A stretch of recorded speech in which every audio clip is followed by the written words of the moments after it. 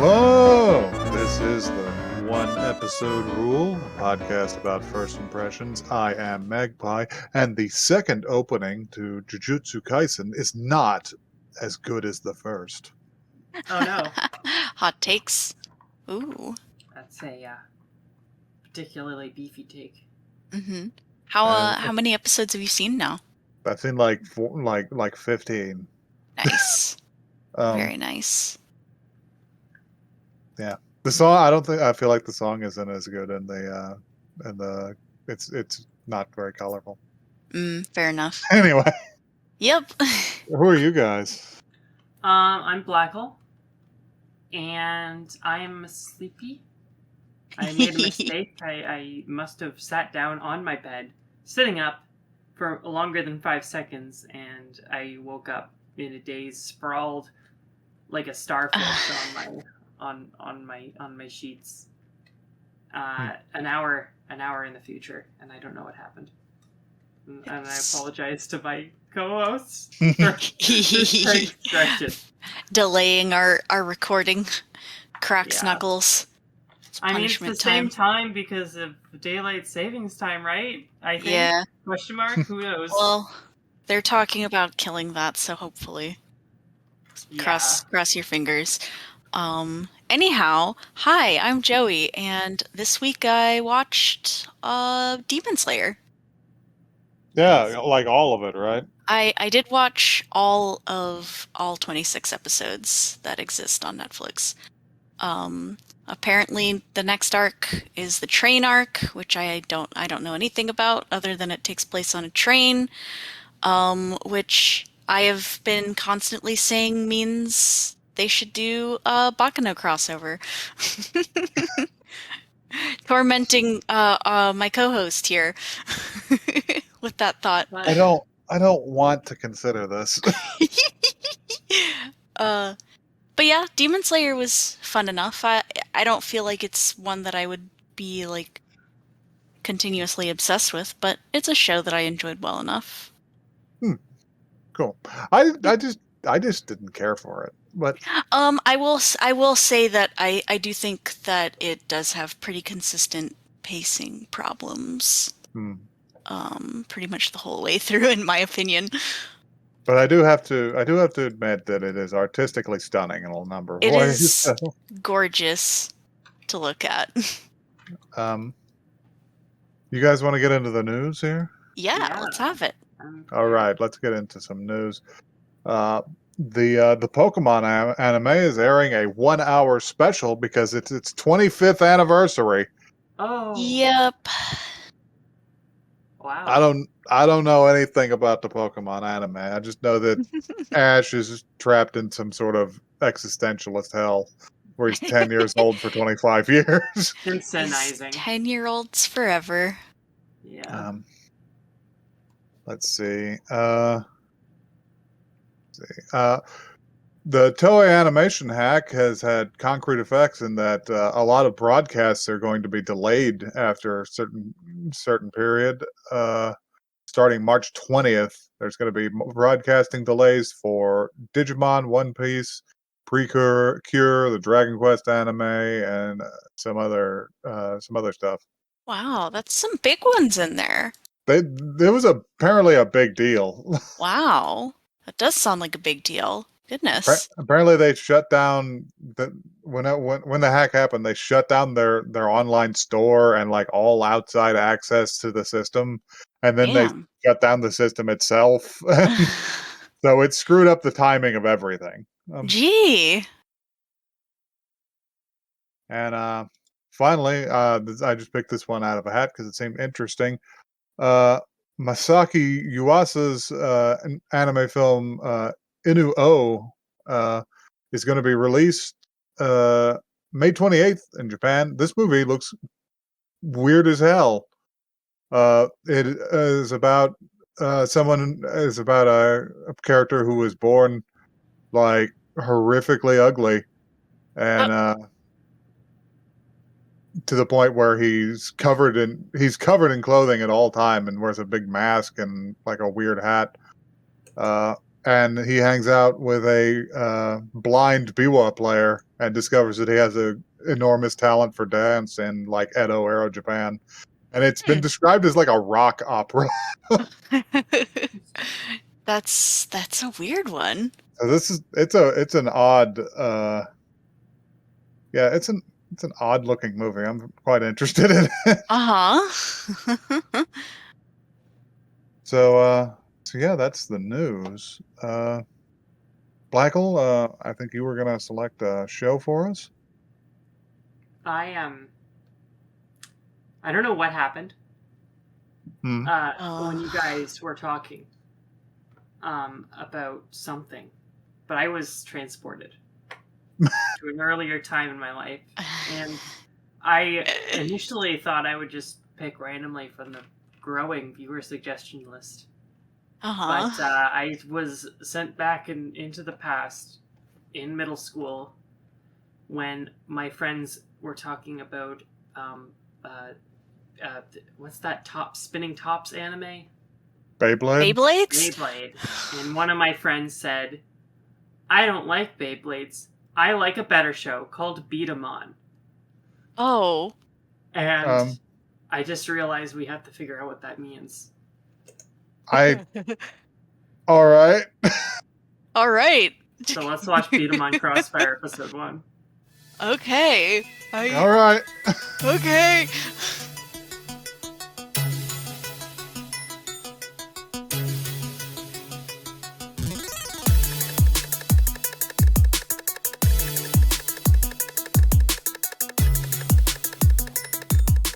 Well, I don't know, but are you guys ready to buy some product? Yeah. You know, it's really sad these days because there's not as many kids into it. I'm feeling a powerful urge to buy a shitty plastic toy my parents would have never allowed me to possess because I would have shot them with it. I need this little plastic man. I need the little plastic devices that come with it. And you need 400 spheres. I need so many marbles. I need to shoot my friends with marbles. I need to blast them as rapidly as I possibly can. I need to blast them with marbles that turn into a Blue Eyes White Dragon. So, all right. So who wants to read this blurb? I can do it. Like, I haven't done one in a while. You haven't done one in a while. Go for it. I'll put some spin on it here. All right. B-Daman Crossfire follows Riki Ryugasaki, an absent-minded boy who eventually discovers a particular game called B-Daman, which involves using animal-looking figures to shoot marbles at targets. One day, he helps his friend with a tournament, and as a result, receives a B-Daman of his own named Thunder Dracian. After learning about secret tournaments held at different locations, Riki decides to attend one. And as a result, gets deeply involved with the game, as well as gaining new rivals. As a result, Riki divulges himself more into the sport of crossfight by learning the various new game types, mechanics, and such as he plans to learn the secrets of B-Daman. I'm not sure if that's the right use of the word divulges. Yeah. At the same time, he meets new friends and enemies / rivals during You're not supposed to... This is official copy! You're not supposed to put a backslash in the middle. Fine. Enemies / rivals. Frenemies. Okay, so before even we get to the rundown, I feel like it's important to explain to the audience what a B-Daman is. Okay, so imagine if your Funko Pop started talking to you one day. No. It said, put balls in me. No, not even in the fiction. The actual toy that they're trying to hawk to us. What it is it's a squat little Gundam with no articulation, with a hole in the middle of it, and a spring-loaded trigger on the back that shoots just orbs. Yeah, I do still hold that it has Funko Pop energy. It does. Like if Funko Pop combined with Gundam combined with gun. Well, I feel like Funko Pops are like vinyl figures, aren't they? Yeah. I feel like these would be made out of like the shittiest plastic Oh imaginable. yeah, for sure. I'm just Funko saying Pop they have doesn't look similar like they're made energy. of vinyl. I like a plastic shitty enough that on a bad day, perhaps the force exerted by the spring in it could cause it to explode into shrapnel. You know, so many of these were exploded by children. Yeah. So anyway, that's what a B-Daman is, and there's a number of types. There's like they're all robotic looking, and there's a rabbit one, and our main character has a dragon one, and later there's a bear with fucked up legs. His legs are awful. Anyway, so that's what the product is. Here's the rundown, which is our boy Ricky longs for adventure because he it seems like he wouldn't have grown up with Indiana Jones.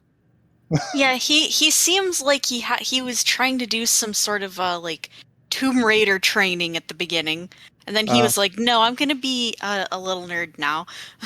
um, but anyway, yeah, he longs for adventure. He wants to leave the city and go explore exotic locales and jungles and such. But he's not going to get the opportunity to because he's a human being He is a Mhm. child as and well. a child, and things just don't work out that way. But he does have at least one friend, despite his oddness, and that is what's this girl's name? Shit. Uh, she apparently doesn't matter that much. She doesn't really matter that much. Nameless She's like, woman. forget going to hidden temples in the jungle. How about toys? And How he's about like, Beat 'em up. hell yeah. it's just like, oh shit, minifigs. He was seriously like, I feel kind of lame for not knowing about B-Daman. Yeah. This is the opposite of how you should feel. Uh-huh. And it's funny because this is like directly after a a a lesson in school where his teacher scolded him for reading in class. Mhm. Yeah, no reading allowed. No reading. Only approved school materials. Mhm. But yeah. So he's just like, oh, that's cool, and she's just like, hey, can I ask you a favor? And then they teleport. Um, they teleport to some sort of beat 'em on event. And he says, can you help out my grown adult friend? man, Yes. this fucking Hi, I'm Akira Sagai. I'm sad because not as many people know about Beat-'em-on. yeah. Yeah. That's the guy. Yeah. This grown ass man gonna press gang children into working at his stall. Yep. Yeah. I mean, to be fair, he does give him a beat him on later. He does. I guess he pays him. He Yeah. gave him like a rare one too. He So was like, you can have Benny Beat-'em-on in the store, and he's like, I'll have that one. And he was like, oh, that's the most expensive one. Okay, fine. It's like, oh shit. Well, I said what I said. yeah. Yeah. He's like, well, We this one should. was looking at me. I wanna talk about what the game of beat 'em on actually entails here, Yeah. which is it appears to be bowling.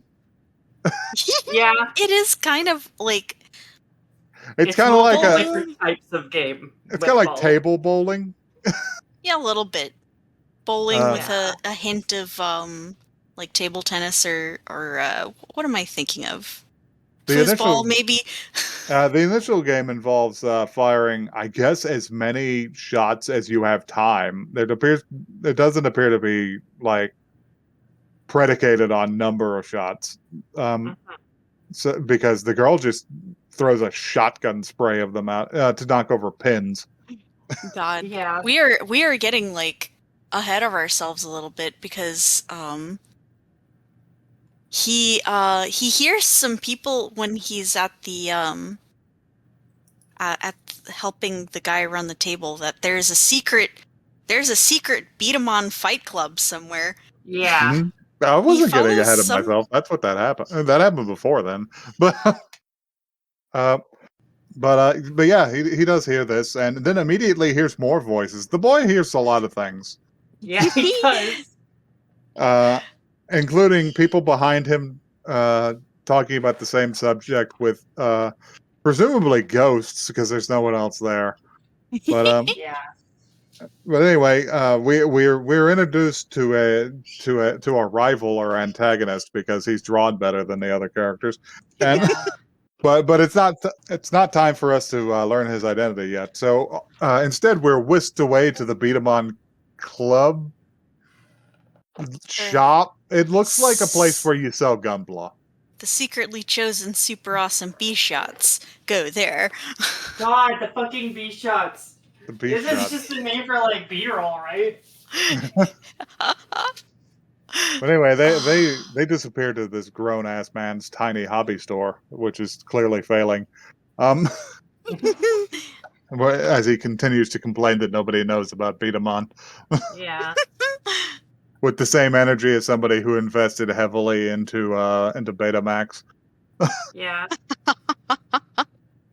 Anyway, as recompense for helping him out, he decides to give Ricky a Beat-em-on of his own, and he gets like a blue draconic themed version of the R78 Gundam.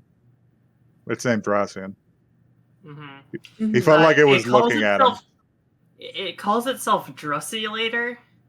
Oh. Stop. Oh No, no. it doesn't. Oh do you not no. notice that? He's like, I'm Drusy. No. That happened. No. Come on. No, I don't. I refuse this. We're moving on. Anyway, so he explains to him that yeah, now we can enter all kinds of contests and shit. All he has to do is charge it up outside, which is interesting for what is clearly a spring-loaded toy. Yeah. But there's a little kiosk outside where he slams the Beat-em-on down and proceeds to have some sort of hallucinogenic episode. It's they neglected to mention that all of these toys are coated in a just a thin varnish of toad venom. Yeah, he goes Right. into the DMT like world. He like also he drops into like pre language he sounds like the kid from Rank of Kings. He's he's very easy to stun into a stupor.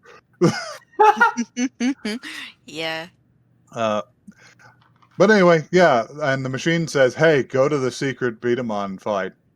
Do it, nerd." Mhm. So he does. He does it.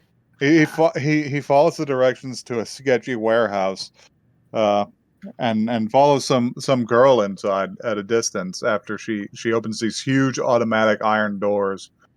He scans his Beat-em-on, and they open for him. And as they were closing, I had this grim thought. I was just like, and that's the end of the episode. They just close him in this iron tomb. Yeah, it's like a trap. It's It's a trap for children. Oh God. Beat-em-on is a trick to abduct children. That can be the episode title. Honestly, to steal the products of their young glands. I was gonna say, to be fair, this feels more like him joining a cult on accident than that. Yeah, But it you know, does. He is desperate for mystery. They're gonna harvest the adrenochrome out of him. we can't put that in the. If you put that in the bio of the episode, we are going to get banned from YouTube. So yeah, and yeah, it turns out it turns out that there's a laser tag arena in the bottom, and they're playing beat-em-on games there, and all their beat-em-ons talk, which is horrible.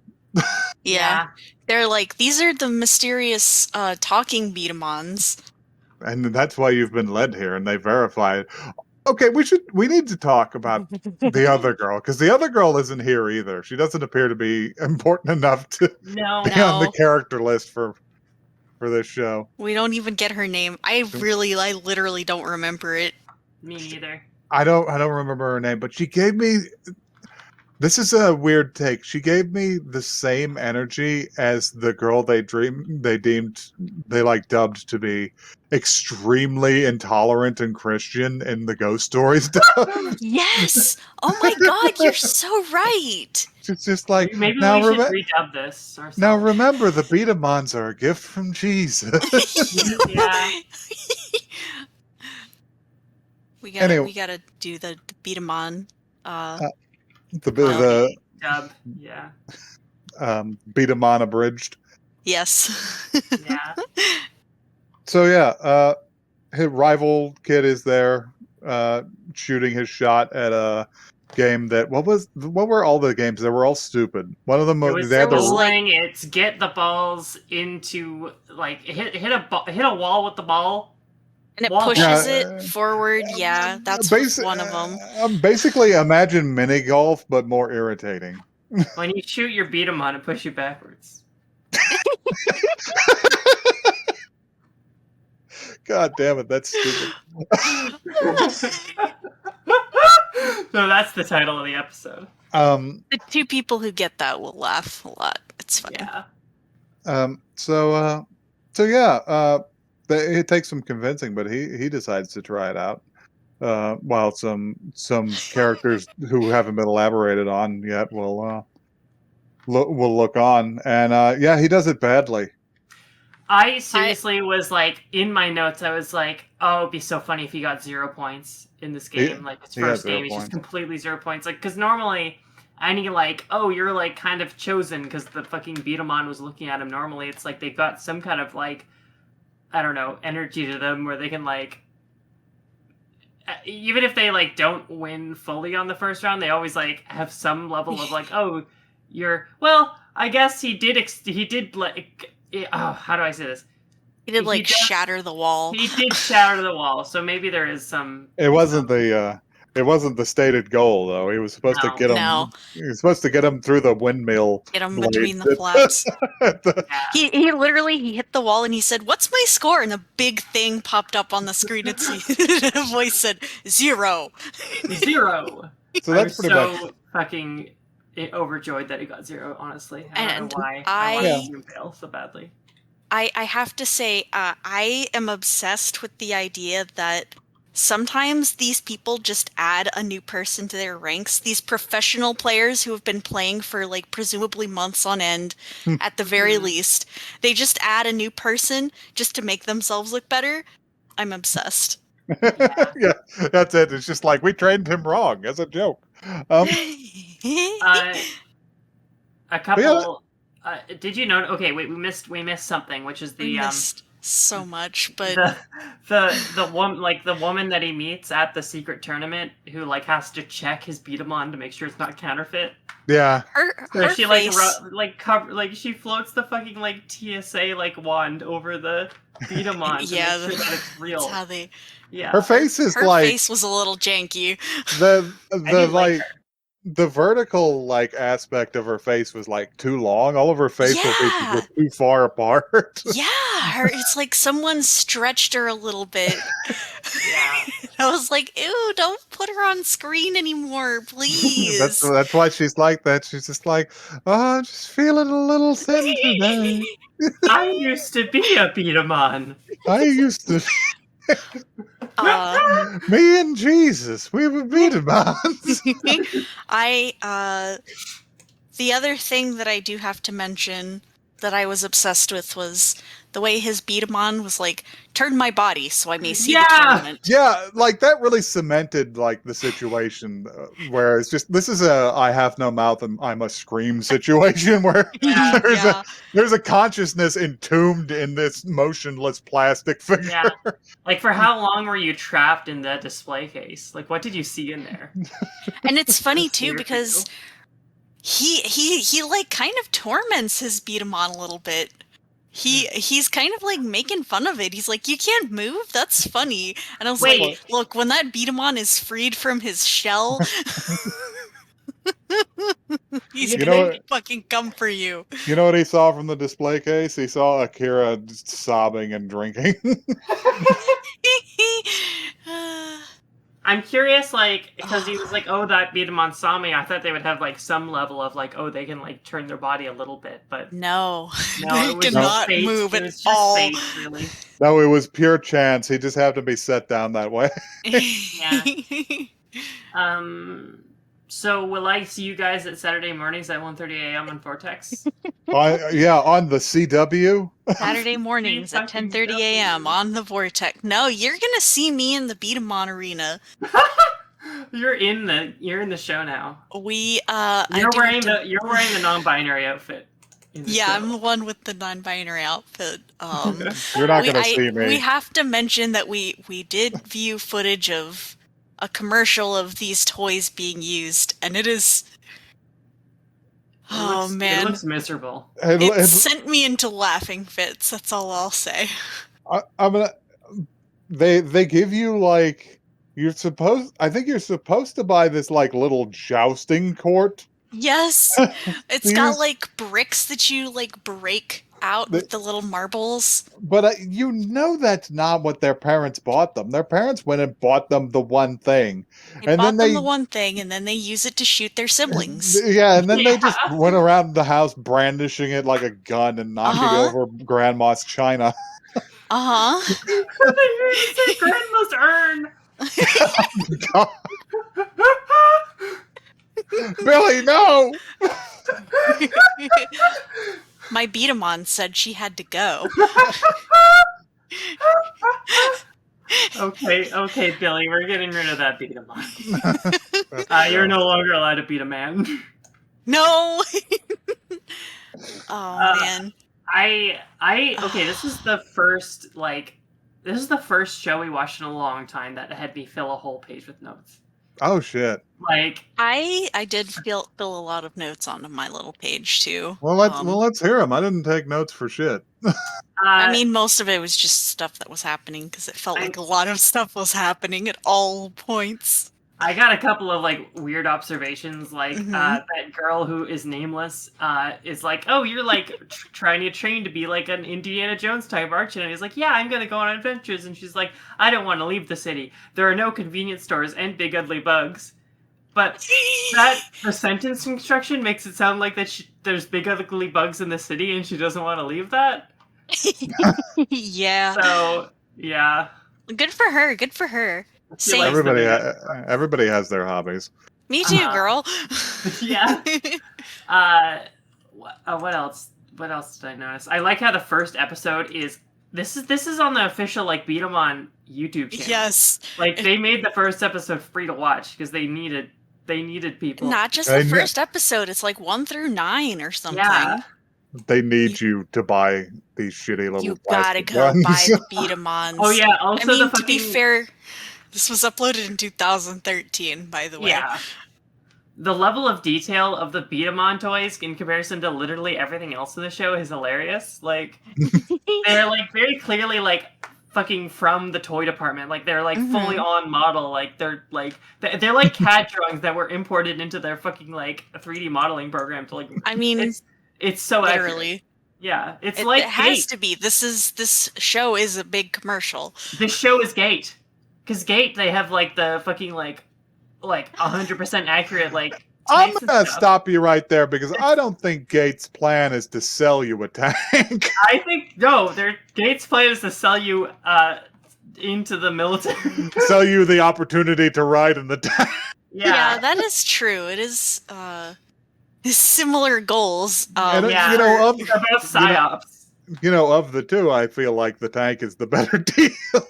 Yeah, they both shoot things. So, to be honest, I want the Beat-A-Mon more. How many? How many kids got the Beat-A-Mon and no ammunition and just started firing quarters out of them and blinding their neighbors? Yeah. You know that they just experimented with what they could shoot out of their Beat-A-Mon. I can't. This show, y'all. Like, finding Oh, like man. multivitamins and putting them in the like Beat-a-mon. it had to be bad, y'all. Like I remember having like projectile toys that Me too. honestly I wasn't supposed to have because everybody knew I was a little psychopath. And I did take the suction cups off the end of the little arrows and I did sharpen them with my pocket knife and shoot them into cardboard boxes. Oh, God. Like so Oh, like a blessed be. like like the hand crossbow from Deus Ex. Yes. God. Warms my little heart. Yeah. Really does. Dipping them in like fucking Datura. diseases. Datura. Can't. Fuck. Yeah. Oh. Also, I know this is just because I'm deliriously tired from chronic sleep deprivation. But I did like the intro song.